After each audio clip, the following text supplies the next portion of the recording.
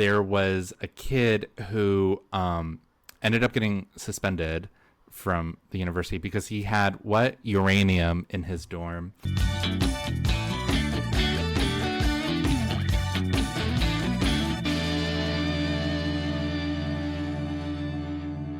Welcome back to the Stories on Tape podcast. I'm your host, Josh Robinson, and today's storyteller is a newer friend in my life, but one I am very thankful for, someone who I share my fear of heights with, I think. We'll talk about that in a second. And if you're wondering how to say his last name, just remember he's your knight in shining armor. It is the one and only Drew Neitzey. Hi, Drew. Hi, Josh. How are you? I'm so good. Thank you for being here today. Thanks for having me. Of course. It's so fun. You're only my second interview so far. So I had my sister last week and now you. I don't know if these are going to go out in that order, but behind the scenes.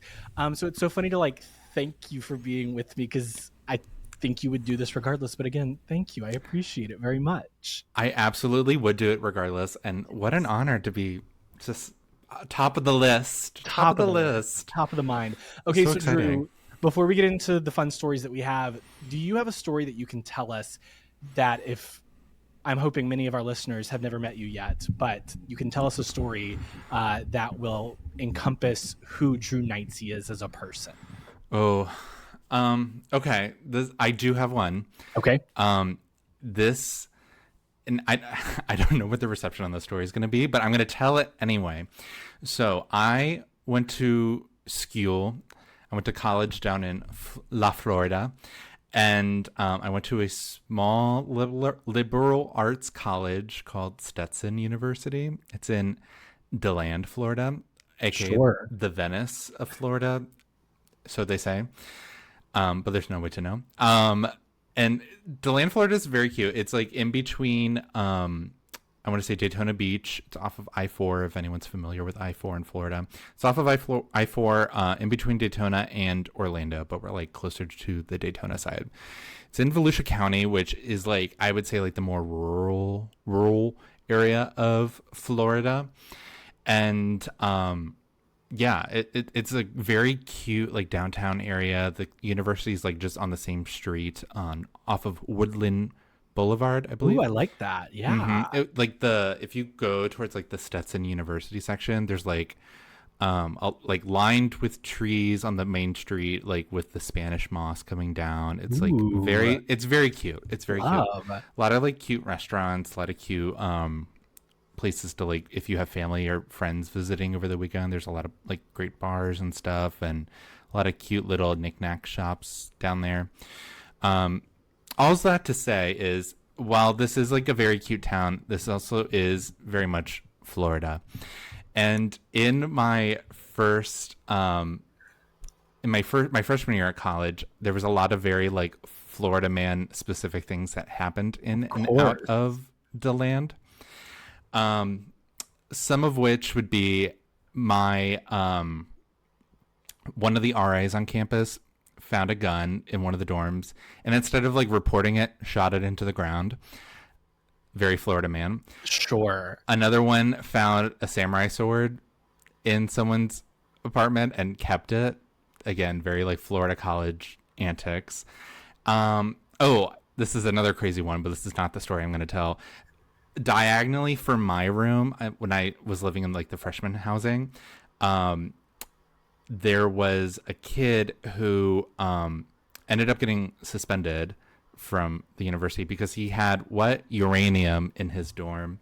And the campus security found out because apparently he was dating two girls who got mad that he was dating two girls at once. And apparently one of the girls reported the fact that he had uranium with him in the dorm.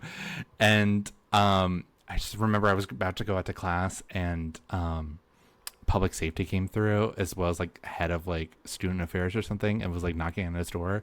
And I was trying to stay as long as possible because I do like to know what's going on in the world. Right. And they were asking him about it, but I was going to be late to my class, so I left. Good thing I left, because they ended up shutting down the dorm and bringing in hazmat to deal with it, and people were getting interviewed all along my floor. I missed out on all the fun because I went to go be a student. You were a good student. I was a good Yeah. student, which is also a good thing to learn about one Drew. Also, just an asterisk to that little quick little tale. He had a legal amount of uranium in Florida. Like technically, the amount that he had was legal. Like if you were to walk down the street with uranium, it would have been fine. There shouldn't be a legal amount of uranium that any college student can have on them. Personally, that's just me though. That's just me. And I think the college agreed with that because he did not return to the university. I see. But that was a crazy one. But the crazy one that I'm going to tell and that I will spin off of, which may share a little light on me. Part of one of the bigger events my freshman year was a plane crashed in DeLand. DeLand has a small airport. It's also known for like the skydiving capital of America. Oh, who's to say who gives these titles? It is not me. But there's a little airport that does a lot of like skydiving jumps and stuff. It also has a lot of like small like planes that like if people own a plane and they want to fly it, they can like keep it there. So there's so the airport's here, and then down the street is like a shopping center with like a grocery store and other stores there. And apparently how this goes is that the plane, it was like a 2-passenger, what they call an experimental plane at the time. And it took off, went up, and then we ran right back down. It crashed into the grocery store. This was like middle of the day situation. People were certainly shopping in that store. There is YouTube video of like aftermath of like people running out of the grocery store, like screaming and crying, which I understand. It's a very scary thing to have happened. Fortunately though, no one died, which is like also a huge thing from this story. No one died from it. I think a Stetson student ended up getting like burnt or something, and he went to the hospital, but it was like pretty superficial. But I remember in the news that night, it was like a photo of him from the hospital bed, like thumbs up, ready to go. Very strange. But the whole thing was so goofy. Oh, the other major thing from this crash was that the plane crashed into the pasta aisle. And so if you look up photos of the crash, you will see plane debris in the grocery store with cooked pasta all over the plane wreckage, which is crazy. Correct. We got spaghetti, we got rigatoni, we got the lasagna in a plane. Mamma mia, buco de beppo, jet fuel. It's linguine with a side of jet fuel. Listen, if you're needing to cook pasta fast, no faster way than jet fuel. In my humble opinion, I know nothing about planes. I know nothing, and I never will. And I never will. Were you shopping? You weren't shopping that day. No, I remember I was taking a nap in the dorm, which is weird because I never really nap. Right. But I remember waking up, and I just remember like going outside and just like because the university's near this grocery store too. All of these like ambulances and like fire trucks and like helicopters like go in towards the Publix, the grocery store. And I remember being like, well, what the heck is going on here? And then it all came out, like this plane crashed, like it was like the talk of the campus. Crazy stuff. So at the time when I was a freshman, I had just like I hadn't quite declared my major yet, but I was a theater arts major at the time. I ended up adding communication later down the line, but I don't really use that. a lot of my friends were like in the theater. Yes. And we all hung out together like during the day, like we'd have classes at the theater. And this theater was like, it was called Stover Theater. It at the time was like the oldest theater in Florida. I'm a goofy character. I would describe myself as such. Can confirm. Right. Can confirm. Down in Florida, it's like endless summer, so it like just feels like field day outside and everything. And the theater was also situated like next to a field. And I was like, why don't we like all get together and play a game of tag and everyone's like, yeah, sure. And then I was like, why don't we call it something else? And so I came up with a version of tag. I don't know why I did this, and I don't know what led me to this per se. Sure. I invented, quote unquote, a game of tag that I called EP, or experimental plane. And the concept of this game was one person was it, or the EP, the experimental plane, and everyone else were stores and businesses. Mm-hmm. At the top of the game, everyone would you do rock paper scissors, or mommy maybe mash. No, that's not what that's called. Just the counting thing to figure out who's it or who's out. Yes. And so we would do that to figure out who was it, or the EP, and everyone else were buildings. So once an EP person was selected, they had to go far away. Okay. Then we had to figure out who was going to be Publix. And so the objective of the game is that EP has to crash, quote unquote, tag all these people that are in the game until they find Publix. And because the theater was just outside in this giant field, there were trees, there were fences, it spilled over into neighborhoods, into land. People went in on this game. And I will say, and I looking back on it 10 years later, 14 years later, also that's crazy how old I am. It's a fucked up, can I cuss on this? Sure, okay, absolutely. Please. It's a fucked up thing to do, to come up with a concept like that. However, people loved it. People had a lot of fun. It became a thing for many years that we'd play this game, and people got really into it. When I would announce that we were having an EP night, people would dress up in camo and dark clothes. We would only play at night. We would set up our cars in the field to create obstacles and stuff like that. And when Publix was selected, and the EP was selected, people would hide. People would run into the theater. People would go up to the lighting grid in the theater. People would we played with without regard and without supervision. And it was so fun. Everyone really enjoyed it. We would have up to 20 people playing this at a time. It became a little bit of a thing, which was very fun and very cute. And that was kind of I don't know, that's kind of who I am as a person, is I try to bring people together. I try to I'm very goofy, and from that just spurs little I just come up with dumb shit, and it just kind of takes off in some regards. And I don't know, I just like to have fun. What's wrong with having fun? I'm so happy. One, I've never heard this story before. I can't believe I haven't told you this. That is incredible. Two, if someone told me we were having an EP night, I would think oh, we're getting a first listen at a music something. Absolutely not. No, we're reenacting a plane crash, but making it fun. Three, how long would a game of EP last? I would say up to 2 hours.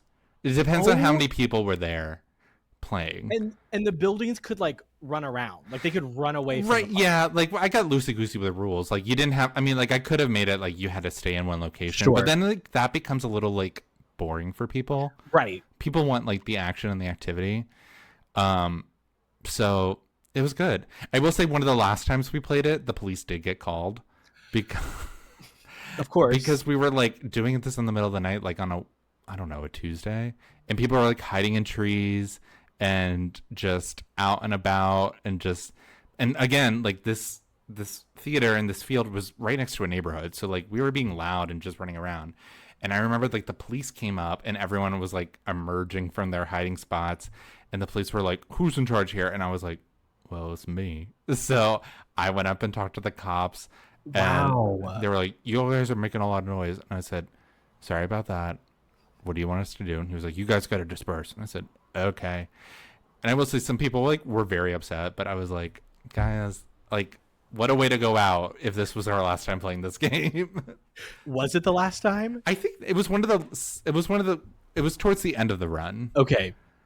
But yeah, I don't know how much that says about me, but I think it says a lot about me. No, it says the perfect amount about you. And I have to say, two other things. Towards the end of the run, if you're a theater person, you're now catching on that Drew is very much a theater person as well. Sorry. Towards the beginning of the story, he tried to say, "Mommy made me mash my M&Ms," which is not the game we use to pick people, but that is just a perfect segue because I got to know Drew because he first is very good friends with my husband Travis, and you both worked at a theater in Vermont together, correct? No, Dang it. New York. It was New York. Okay. Yeah. So tell me about, because you mentioned you thought you did stage management for a while, correct? Mm-hmm. I still kind of do every now and then. Yes. So tell me about what kind of drew you to that, and then what you're doing now and how they kind of correlate, and how you're getting to use those skills in your current position. Yeah. So I went to school for theater and communication, LOL, as I mentioned. But I also went to a small school. It was a BA program. It was a small theater arts program. No one really knew it. So there was a lot of advantages to that program, but from a like practical sense, there's a little bit of, at the time there was a little bit of a disadvantage because you don't really have those connections. I wasn't really interested in living in Florida forever. It was great for college, but not forever. And so I was like, I need to, and what I really wanted to do was just like work Broadway. I wanted to like do the big shows, but I didn't have any connections to do that. So my junior year, I did like a small internship program in Central Virginia, and that was fabulous. And then afterwards I was like, I need to keep working somewhere. And I remember just applying to everywhere and just kind of just going up for anything. Just like, I wanted to do stage management, but I was a nobody from a nobody school. Like no one's gonna like hire me. Like it wasn't a giant conservatory program or anything. And so I just kept applying everywhere. And in college too, I sang in our concert choir.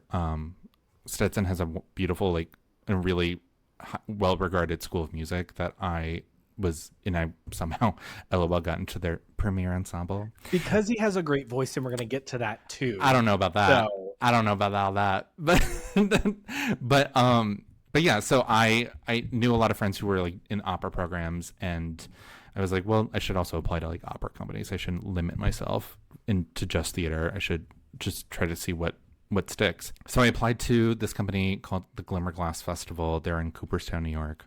A fabulous like summer opera company. You had to like select 3 different like apprenticeships or internships at the time, and I remember one of them I picked was the music intern. And in my brain I was like, I'll be in the music library, like this will be super cute, this will be very fun. No, it's really like music operations, which meant I was basically carting pianos around the campus. Because the company only has like one real stage. There's a secondary stage, but like they had one like primary performance space, and their situation was that they produce opera in repertory. So you would have, let's say, La Boheme in the afternoon, and then they would have to change out the set, and then they would have like West Side Story in the evening, just for like some example. And for that, I also would like have to do like the pit changeovers and stuff like that. So I ended up like applying to be the music intern, got the internship. It was great. It provided like housing over the summer. It paid, which was like kind of rare at the time. It still is kind of rare at the time for like internships to pay like well. But yeah, so I moved up to Cooperstown for the summer. All the interns lived in, I want to say it was called Malton Place. It was this old motel off the highway.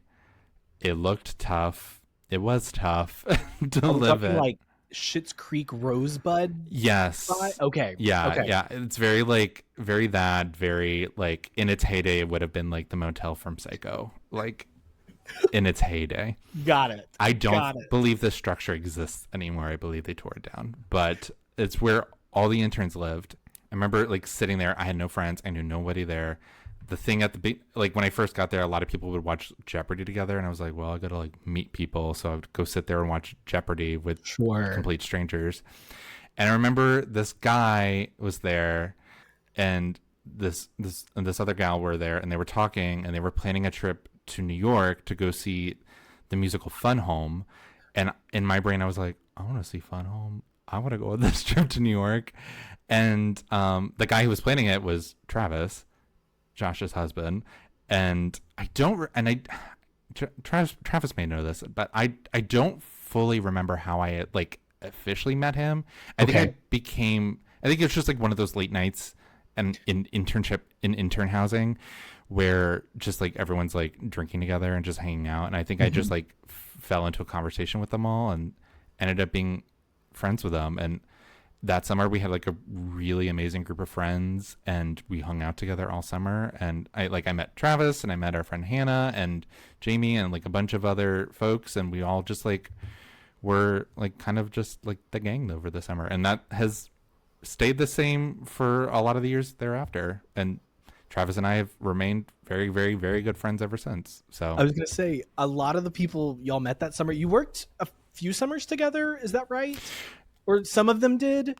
Some of them did. Okay. Travis and I really have only worked together that one time, that one summer. We have not worked actually ever together ever since. But yeah, that was like the first summer we met. And okay. Well, yeah, I was going to say, met several friends, and that friend group has very much stayed together. And I'm very thankful that I have been so welcomed into that friend group. It's been great. A lot of them were at our wedding just last year. I want to talk about I believe the first time I met you was the 4th of July when we came to the city. Yeah. It was. What do you remember? So my memory of that weekend, it was a whirlwind. Travis had lived here in the city from 2016 to 2020, and then during the pandemic sold his apartment. And so that was so this was 2022? Yeah, I think it was 21 because I remember that trip was like the first big post-pandemic outing, and I was like, we're finally through it. Womp in womp. Some ways, but not. Yes, it was 21. And it was a like whirlwind weekend. We left, we got here and like just immediately hit the ground running. Travis showed me all of his like old apartments, his old hangouts, his old restaurants. And we ended up, it's Roosevelt Island, right? Yes. And we watched the Macy's fireworks that night. And there's not a funny picture. There's just such a sweet picture of our whole group together. And it's just wild to look back on that and be like, wow, I still know, and Travis still knows all of these people. It's so special. Do you have a memory from that weekend? If not, I know I'm just like throwing this at you. Is there something you remember from that trip at all?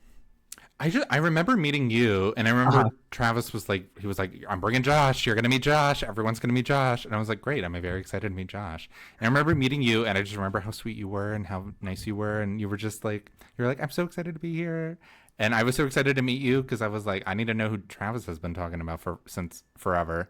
So I was like, it's time to meet him. We had been together since like November of 2020. So you'd probably heard about us a lot by then. Oh, absolutely. But then wasn't that the first weekend you and Kearney like officially met each other in person for the first time? Yes, that was the first weekend. But Kearney and I believe had spoken via like text a bunch because Travis put Kearney and I and him in a text thread called Musically Babes, which, if anyone remembers, was the precursor to TikTok. And so we would send each other Musicallys, and that's how that kind of worked. So and you and Kearney weirdly have just like so much in common. Like it's so unexpected, and like and now me, you, Travis, and Kearney are in several group messages together. My favorite though is our text message called The Shady Babes. The Shady Babes. And it's great. It's so much fun. Okay, so going back to my intro, are you afraid of heights? Yes, which is ironic because I'm very tall. Same. As are you. Correct. So I think that plays into it. I'm 6'4". I don't want or need to be any higher off the ground. So like, why do it? There is in our friend group, or between me, you, and Travis, and probably Kearney, there's a picture of you on the Tower of Terror. Not that is truly one of my favorite things in the world. I'm gonna show it somewhere here if this is on YouTube or on Instagram. Can you tell us what you remember from that ride? So this was, yes. So I have only been on like Tower of Terror, or like in California, it's the Guardians of the Galaxy one, Right. because it used to be Tower of Terror. Anyway, I'm a deep Disney fan, but Disney Parks fan, but I won't get into that now. We'll digress. I digress. But I remember Travis and our friend Jamie were with us, and they really wanted to go on it, and I was like, I'll go on it, because I had been on Tower of Terror a couple times. It has never been a good experience, Sure. and yet I still did this, and I was also like very curious because it was like the Guardians version, and I was like, well, maybe this will be like less scary. No, it's the same drop ride, and I don't like those. I don't enjoy it. And I remember I was like leading up to the ride, I was like, I don't want to do it. I don't want to do it. I don't want to do it. And Travis and Jamie were like, no, like, you can do it. Like, this is fine. This is fine. And I was like, I don't want to do this. I don't want to do this. And I remember like skin sweating, hands clammy. I was not on the verge of emotional unwellness. Correct. And we got on the ride, and I remember Travis and Jamie purposely put me in between both of them. They're like, just like you got friends on either side, and I was like, okay. And I remember we sat down, and the ride gets started, and the doors close, and I start freaking out. And I'm a very like composed person, but that I was not okay with, not well. And I remember Travis telling me afterwards, he like gave Jimmy a look, being like, we made a mistake. And the ride gets started, and that version of the ride launches you up and then drops you. Mm-hmm. And I remember just like tears streaming down my face, me sobbing. I'm cussing up a storm. Like I'm like, get me off of this ride. I do not want to be on this ride. And of course the photo gets taken, and the photo is me, like Travis is holding me down, Jamie's like holding me down, but like they're all like just trying to have fun. I'm trying to eject and get out. It is fight or flight, and I am trying to fly. And you see this photo of me, like, and Travis and Jamie are like giving like peace signs and trying to like look fun while also being very concerned, I like to imagine. And then right behind me, like right behind me, but like diagonally from me is like is a little girl, and she's just hanging out, smiling, peace sign. And it's just like the comparison of the two is just so funny to me. It's so stupid. When I found out about this picture and story for the first time, I was like, oh, I'm so thankful there's another one of us. I can do those rides. I do have to hype myself up a little bit, but usually I'm like, oh yeah, this will be great. No problem. But I think we also feel very similar about Ferris wheels. Yeah, I won't do it. You won't do one, right? It's not fun. They're not sweet. No, because you're going to get stuck at the top. Yes. And then you're going to be on it with Travis, who's like, let's rock back and forth. And we're like, no. And I'm like, I'd rather die. Correct. And I will die if you keep doing this. And I'm going to jump out into the water and become part of the night show. So thank you so much. Yeah, I was very glad to find this out about you. Have you and Travis done like the Mickey Fun Wheel at California Adventure? That's the one where it's like on tracks and it slides and it swings really big. We went to Disneyland and California Adventure together. Yes. Correct? Yes. I did not ride it that day. I think if I had gun to my head, I could probably do a normal Ferris wheel. I don't need to slide on tracks. No, it's not for us. Too much for anything. No, we're tall enough. We don't need that additional height and fear and Thank stability. you. Life is unstable as it is. The center of gravity is off anyways. I don't need another something forcing me up or down. No. Ugh. Now, yuck, gross, get out. I have had the pleasure of getting to hear your beautiful voice as you are a part of the Voce group. I'm saying that correct, yes? Yes, Voce. Voce group. Tell me a little bit about how you got involved with them and your incredible group of friends that I have also gotten to meet and hang out with. When I went to school at Stetson, I was also in this choir. And when I graduated Stetson, I was like, well, I'm never like gonna sing at that level ever again, and that's like fine. Because I didn't for like several years afterwards Mhm. because I was very career focused, and then the pandemic happened, and I was like, I am furloughed from my job. I have nothing to do. I can't really go outside or do anything. And one of my friends from college, she still lives in Virginia. Ellen, who I think, yeah, you met Ellen. Mhm. Um, Yes, yes, yes. she for a couple of years had been trying to get me to join Voce, and I was like, I don't have time. Like this is because I was freelance at the time, so I never knew Mm. what my schedule was, and I had to like be able to work. But during lockdown, there was no time, so I was like, okay. She was like, oh, she mentioned to me that Voce was doing like a virtual season, and I said, I don't know what that means for a choir of people, lol, but sure, why not? I have nothing Why to do. not? So she connected me with the artistic director. I auditioned. I got in, which was like very just like lol, because it was a Zoom audition, and I was like, I don't, whatever this is. Right. So How does this work? how Sure. does this Great. work? Uh-huh. So I got in. We would have like weekly meetings, and this is like a community choir, but like it's like you do have to audition to get in. So um, there is a there is a higher level of like expectation of amongst like the skill and the talent of the singers that are in this choir. So getting in was like nice, but also I was like, well, this may be a pity getting in because Mhm. because it's COVID. Um, but we got in, and I remember we would have like our choral meetups, and at the time we would be given music, and we would have to like record ourselves, like create an audio file and create a video file Mhm. of us like lip syncing to choral music, lol, and then they would like package that and like build a video of it together to like, and that would be the concert. And they were also making us like use this software called Jamulus, which was like the way I would describe it is if let's say you were in a barbershop quartet, Okay. and but the barbershop quartet members were living in four different places around the world.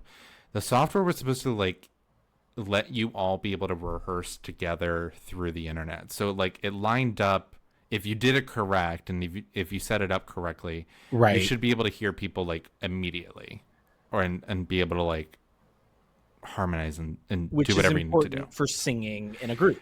Correct, Right. correct. And I remember like I got the system to work because I had nothing to do, and I was really throwing myself into this. Um, and I remember these two guys were in the group, Felix and Parev, and they were like, "Can you like try this Jamulus with us after rehearsal?" And I was like, "Yeah, sure."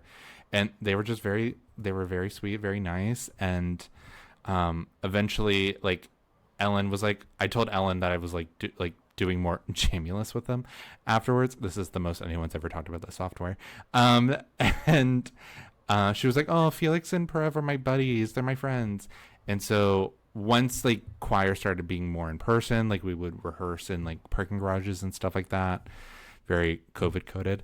I met them all in person, and then we would like go hang out like in safe areas and stuff. And then choir just became, then we were just like fully in person, and then we just all continued to like hang out, and more people, more like the younger folks in this choir would all hang out together, and we would just all like, it just became a little group, which has been really great to like have in as like a 30 something year old person in just in life. Like I feel like people don't like are always looking for friendship like as adults as we age, and it was just nice to like fall in with like a really great group of people who like had the same interests, enjoy singing, but like um just did different, we all like the same like music and stuff, or but there was also like varied interests. I don't know, it was a typical friend group to like fall into. Absolutely. And I think that is it sounds like college. It's like, oh, Yes. we all have this thing in common. We all like doing it. We will spend the extra time to do it. And now we get to learn about each other and hang out more and become closer. I had the chance to hear the group perform last year now, I guess it was. Yes. Yeah, it was Yeah. last fall, Last right? fall. Yes. Yes. Um, incredible. Beautiful. Check them out on YouTube, on Instagram. Voce.org. Yes, voce.org. Voce If you sings at are, Instagram. check them out. If you are lucky enough and you're in the area for one of their concerts, go and hear it. It is beautiful. You all are so talented. It's just, I got goosebumps many times. I'm sure I'm a wooer in any kind of like public performance setting. I am the guy close up, far away that's like clapping loud and woo, yeah, like I am that person. I try not to embarrass people, but I can't help it. It's just who I am. And so I'm glad that you have that, because I think that is something I have still kind of been looking for Hmm. ever since, like, really, I guess, graduating college. It's it's hard as Yeah. a, you know, so like what has that brought to you outside of just like the extracurricular something, to have that little spark of creativity? Oh, that's a great question. Also, thanks for coming. That was Yeah, of very nice of course. you to come, and you hung out afterwards, which was a lot of Yes, fun. you got to support your friends. I appreciate it. Yeah. It was very nice. I've always been trying to drag people to those concerts, and a lot of people end up coming, which is always nice. So thank you again. But I don't know. When I talk to like younger people in this industry, Mhm. and like when I talk to like people outside, I think this really just like kind of applies for any sort of job or just like anything in life. I think it's important to have hobbies. It's important to have a creative outlet. Um, what I do what I do for work is inherently creative, but I don't really necessarily work in the creative side of it. I do work in a lot of logistics. I work with a lot of like on the technical side of things to make the artistic vision happen, which is a lot of fun. Mhm. But you're not in the I'm not in the rehearsal room every day, like creating with like the actors and the musicians and stuff like that.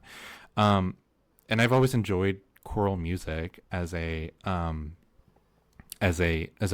art form, as a genre. And I think it's just like important to like have a creative outlet, and no matter what you do.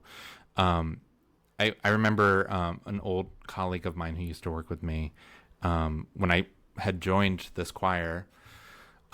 She was a little like, she expressed to me that she was like, I've always like wanted something like that. I'm like, it was like, everyone needs a creative outlet. Everyone needs a hobby, because like what we do every day is hard, and it demands a lot of us. And that could be the same for like teachers, for people. What are other jobs? People who work in finance. Just any other industry, like Yes. construction. It's just like important to have like a hobby. Mhm. So I found this my hobby, and it's been great and I really like value and treasure it too, and I'm rather protective of my time with it and my commitment Mhm. with it.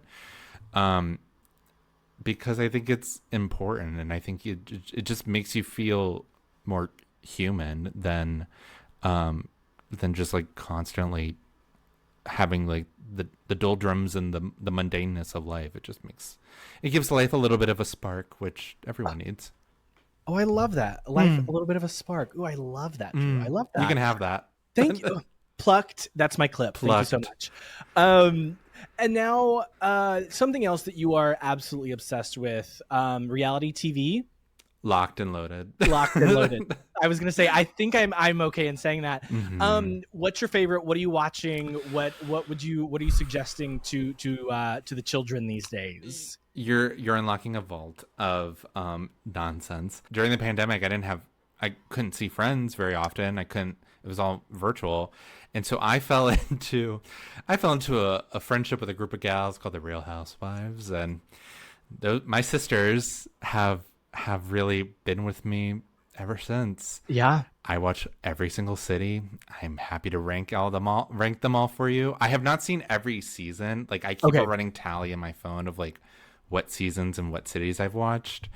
But it's also like spurned into like Vanderpump Rules and Right Now the Valley or Next Gen NYC.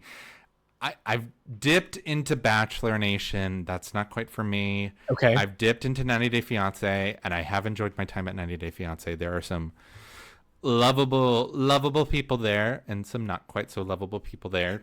But I think the TLC shows are not for me. I have done the Dance Moms journey. Sure. I have done my time with those ladies. I think I've actually kind of worked with one. That's a story for another time. Oh. She wasn't. We'll get into that later. But it.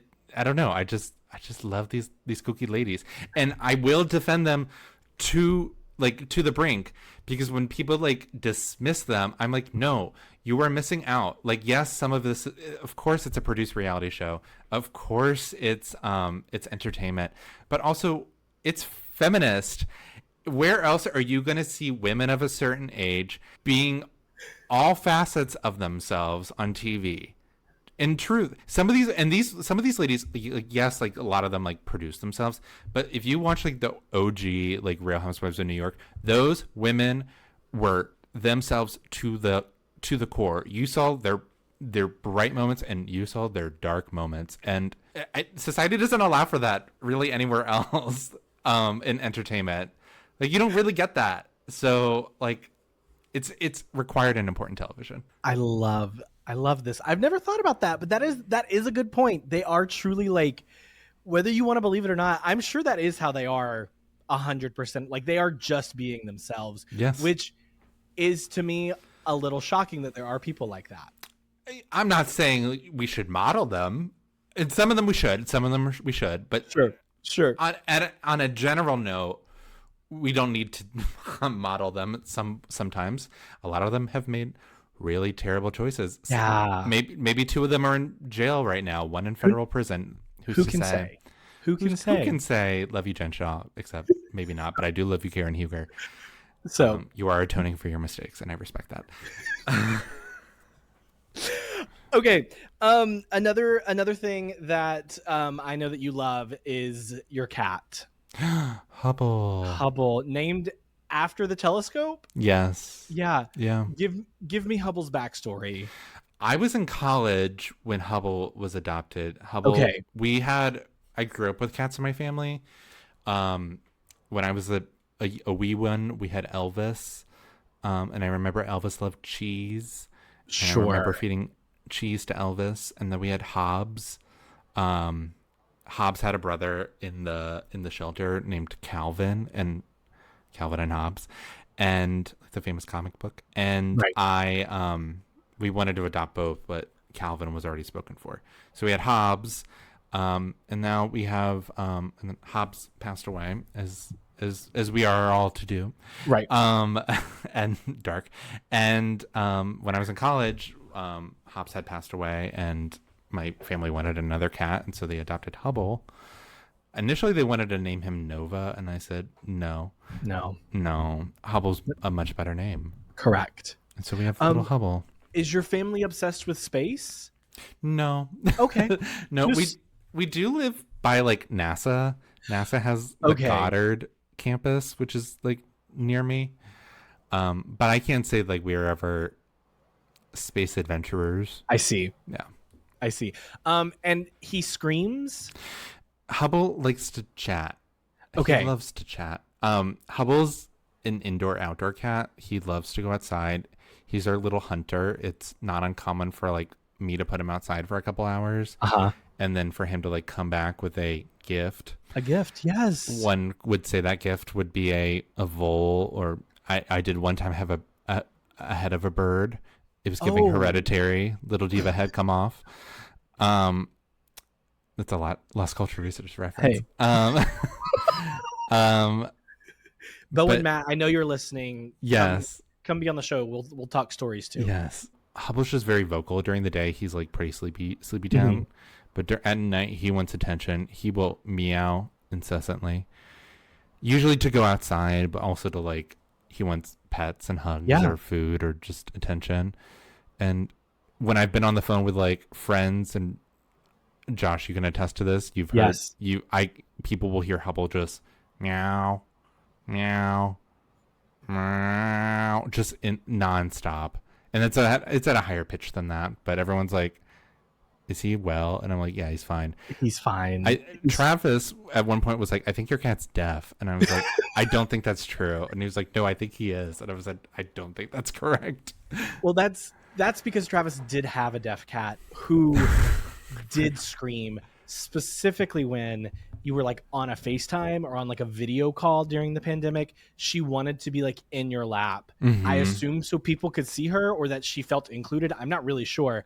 But yeah, that is why he probably thought that, because he had experienced that, and his cat, Miss Vivian Lee. Vivian Lee, would like scream, like unlike anything I've ever heard a pet sound make.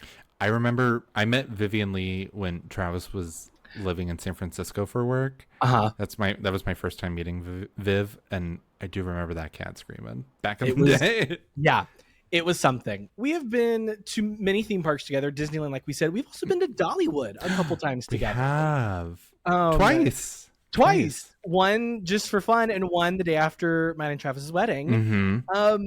What do you love a theme park? Are you a ride? I mean, obviously, like not the drop rides we've learned, but like what about a theme park gets you excited? I love it. I love an immersive space. I love a themed area. I love good storytelling, and I think theme parks achieve that. I don't know. I'm literally flying to one tomorrow night. So.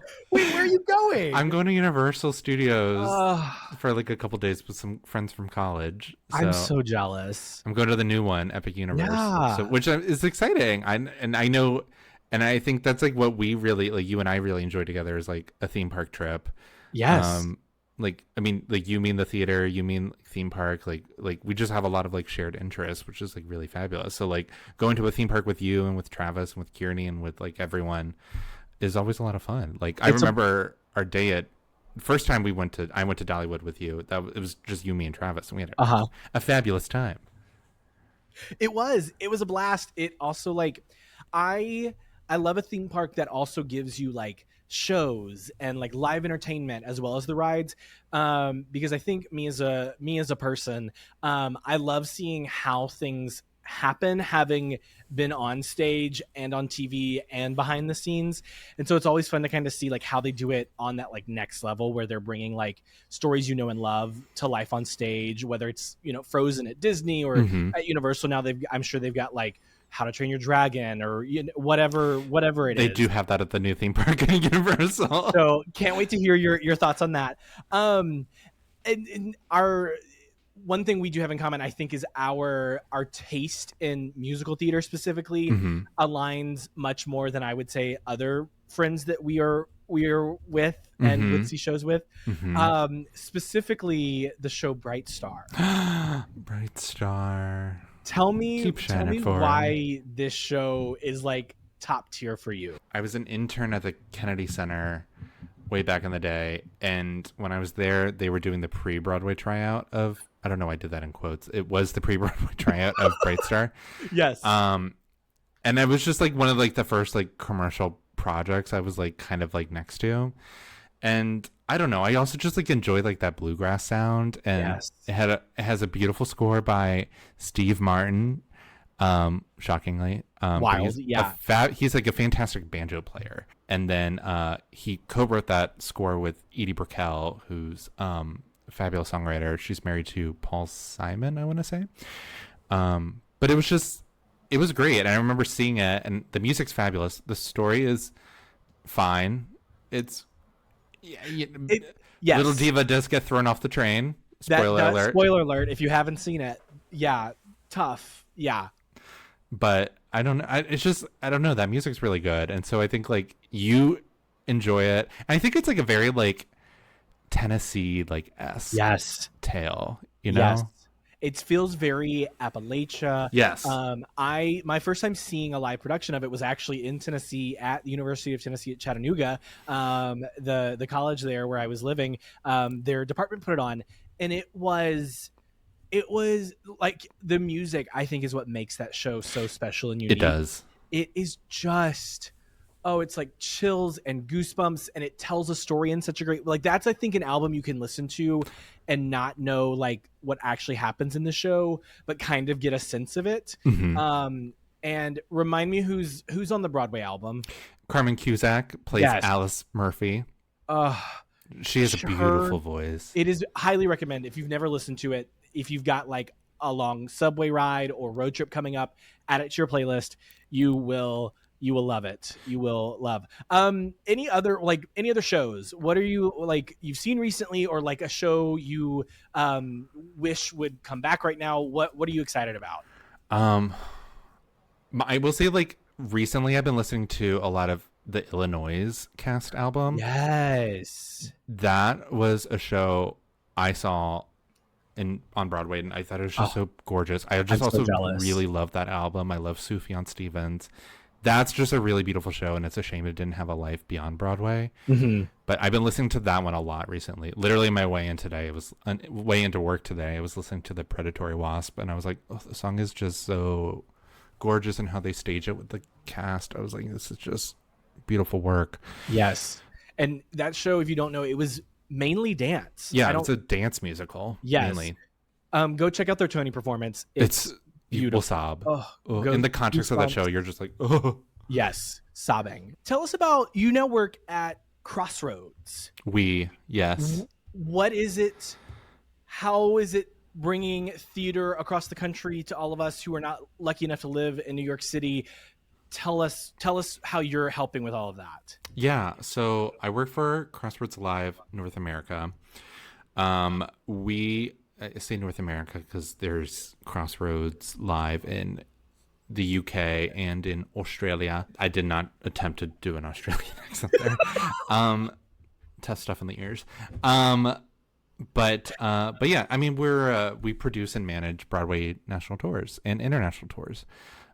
So what we do is we usually have a variety of different tours and different sizes of tours that scale from like first national tours to bus and truck Broadway shows. And so we try to deliver theater around the country and around the world, both in like the large cities like LA, Chicago,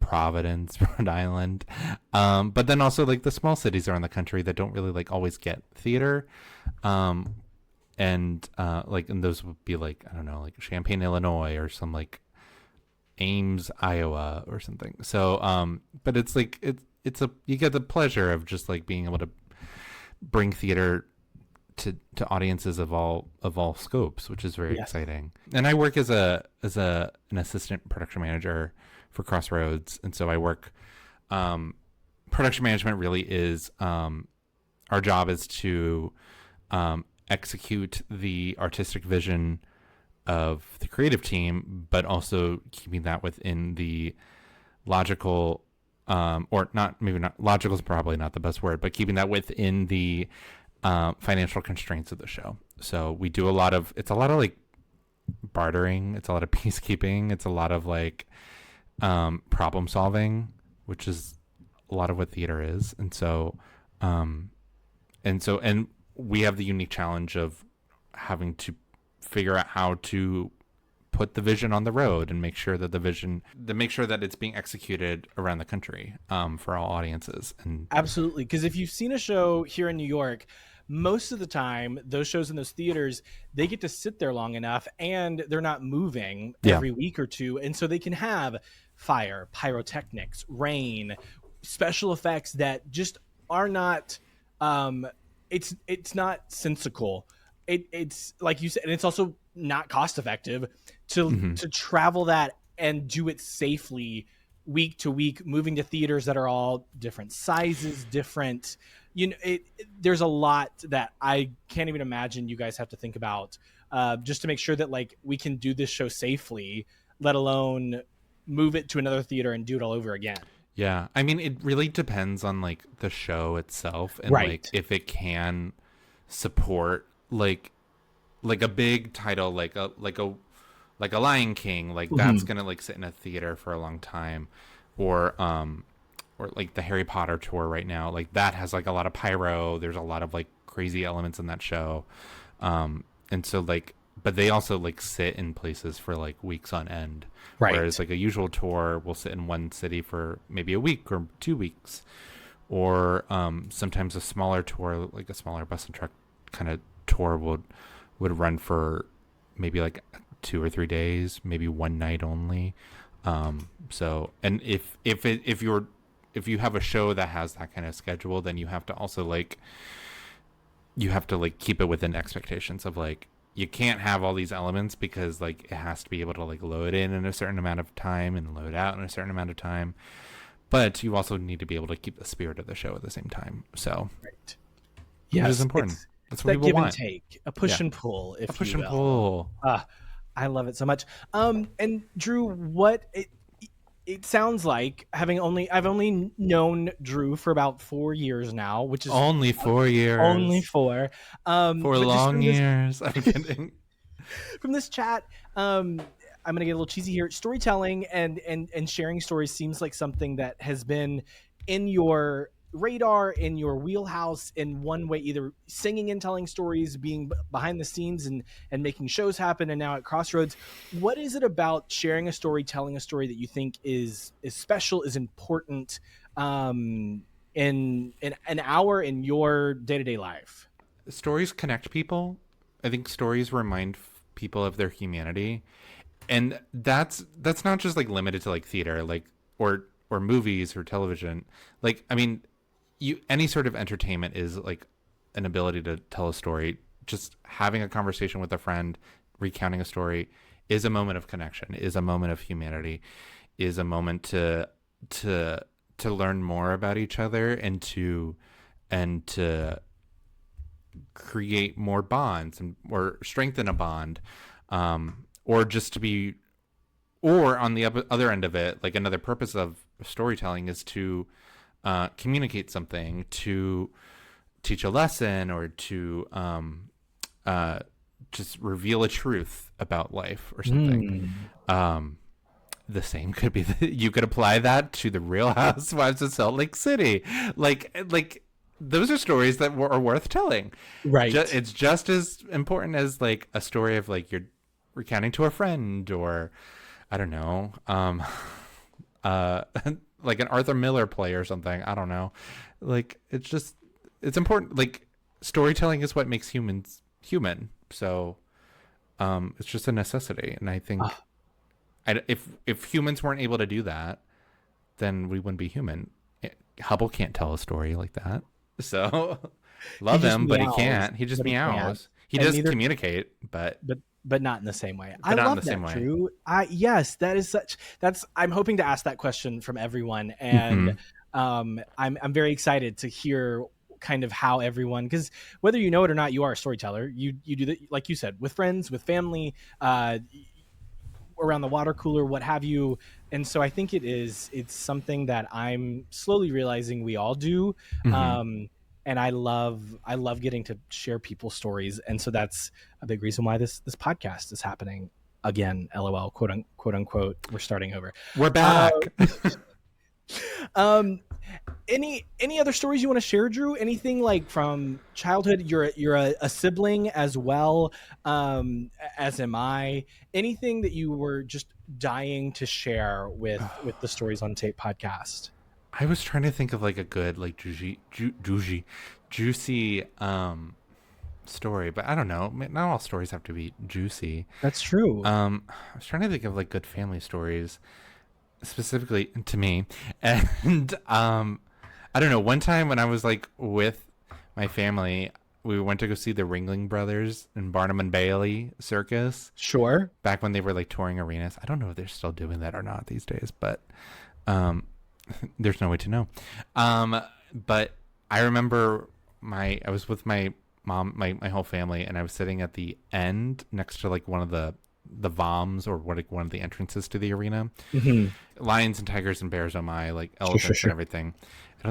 I think they stopped doing that too. I don't know why I'm very curious about this now.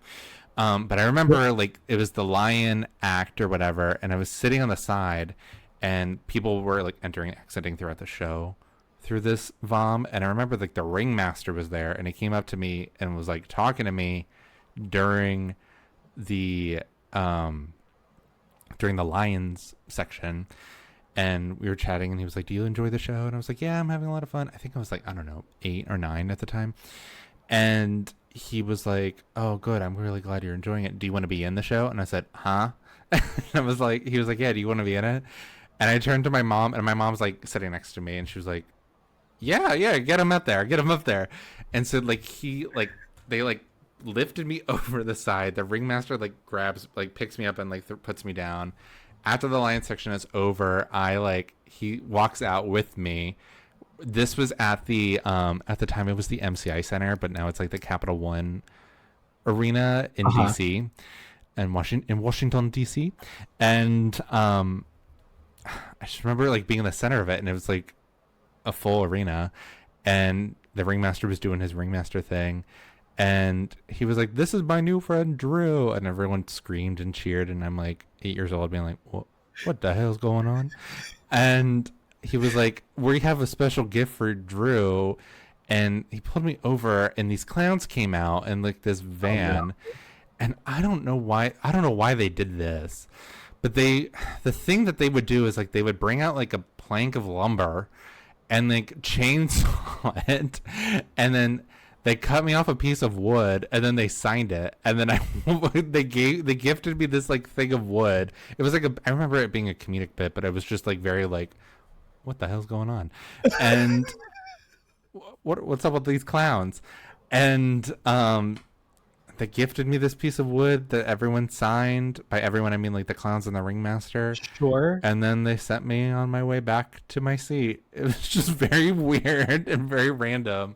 But that's just something I like just remember from my childhood. Do you still have this piece of wood? I think I do. I think it's like in maybe some box at my I dad's need to house or see something. This one day. I have to look for it somewhere, but it exists. And I remember we bought like the program for the show, like the souvenir program, and apparently like it said something about like this wood gift or whatever. It's really weird, but like they did it for every show, so I guess it wasn't that special. But it's just I'm gonna weird. Google this and find out about this wooden present that clowns would give at the Ringling Brothers Circus. Very odd, very strange. But I remember people recognizing me when we were leaving. They were like, "You were the kid on there," and I said, "Yeah." They said, "What did they give you?" And I remember this one kid was like, "What did they give you?" And I showed him the piece of wood, and he was like, "Oh," and I was like, "Yeah, yeah." I said, I don't know. I think that's a perfect story to end. There you go. There's that. I love that so much. If we want to keep up with your story, everything that's going on, Drew does these amazing month-to-month posts. So the next one this is coming out probably in September. So the next one you will see live will be Drew-ember. Perhaps. We'll find out. But I do post monthly on my Instagram because I think it's the only way I can like keep documenting my life. Yeah. No one else. Yeah. How do we follow? Where do we go? Thanks for tuning in, everyone. Bye.